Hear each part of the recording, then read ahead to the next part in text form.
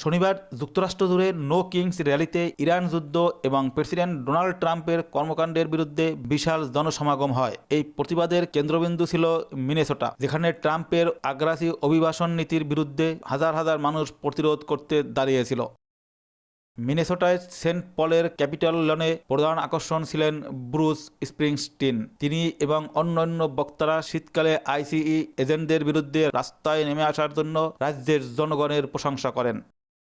Federal এজেন্টদের গুলিতে Rene good ও Alex প্রেটির মৃত্যুর প্রতিবাদে লেখা তার গান স্ট্রিটস অফ মিনিয়াপলিস পরিবেশন করে স্প্রিংস্টিন বলেন, আইসিই এর বিরুদ্ধে রাজ্যের সেই প্রতিরোধ দেশের বাকি অংশকে আশা জুগিয়েছে।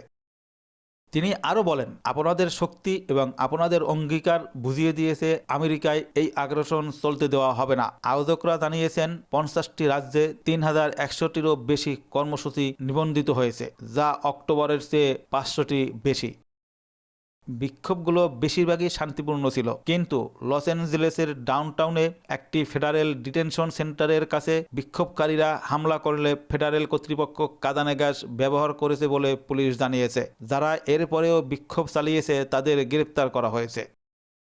হোয়াইট হাউসের মুখপাত্র অ্যাবিগেল জ্যাকসন এই বিক্ষোভগুলোকে বামপন্থী অর্থায়নকারী নেটওয়ার্কের ফসল আখ্যা দিয়ে বলেছেন, এর প্রতি জনগণের প্রকৃত সমর্থন খুবই কম। ওয়াশিংটনের শত শত মানুষ লিঙ্কন মেমোরিয়ালের পাশ দিয়ে ন্যাশনাল মলে মিছিল করে যাওয়ার সময় নো কিংস বলে স্লোগান দেয়। সান দিয়াগোতে প্রায় 40,000 মানুষ মিছিল করেছে বলে পুলিশ জানিয়েছে। নিউ ইয়র্ক সিভিল লিবার্টিস ইউনিয়নের নির্বাহী পরিচালক ডোনাল্ড লিবারম্যান বলেন, ট্রাম্প এবং তার সমর্থকরা চায় মানুষ যেন প্রতিবাদ করতে ভয় পায়। বিক্ষোভকারীরা ক্যাপিটলের সিঁড়িতে একটি বিশাল প্ল্যাকার্ড তুলে ধরেছিল, যাতে লেখা ছিল, আমাদের ছিল বাঁশি, তাদের ছিল বন্দুক, বিপ্লব শুরু হবে মিনিয়াপলিস থেকে। News desk, Bangla Times 360।